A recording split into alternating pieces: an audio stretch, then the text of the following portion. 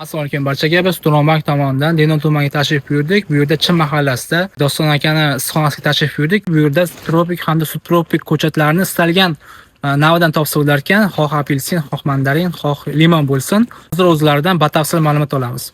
Marhamat. Assalomu alaykum barcha O'zbekiston ahliga. Shu ko'chatchilik bilan bog'lasa 10 yil, 15 yildan beri shug'ullanamiz. Ota kasb bizga. Mandarin, apelsin, limon ko'chatlari, sitrus mevali ko'chatlar, har xilda gullar shug'ullanib kelyapti shu paytgacha. Shu ko'chatlardan xudo xohlasa mandarindan bir 1000 dona bor hozircha. Limonimiz bor, bir 600 ta, 700 ta qolgan. Kimga kerak bo'lsa, murojaat qilaverasizlar. Dehqonchilik, xarid qilamiz shuni 100% ishonchli ko'chatlarimiz. Kechon bu yerda apelsin ko'chatlarini ko'rdim. Ko'chatda hozir meva turibdi. Endi Bu necha yoshli ko'chat, keyin necha yilda hosil kiradi asosan? Xudo 3 yil to'liq bo'ldi ko'chatga. Ko'chatlarimiz 3 yillik ko'chat. Bitta yarim o'sha gulga o'tirib qolgan.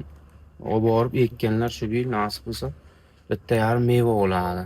Endi bu yerga yilning o'tishi bilan hosili ko'payib ketaveradi. Ko'chatlarimiz 100% ishonchli. Shundan hozir video ostiga siz nomeringizni qoldirsak, bemalol sizga aloqaga chiqib, limon ko'chatini olishlari mumkin. Limon boshqa ko'chatlarda ham. Limon ko'chatlarimiz bor, apelsin, mandarin, har xil turdagi ko'chatlarni topib beramiz xudo xolasa.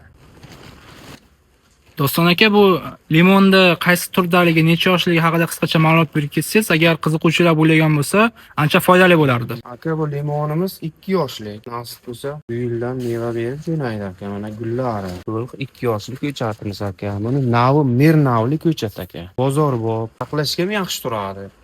Sotishga ham shuni hosili yaxshi ketadi.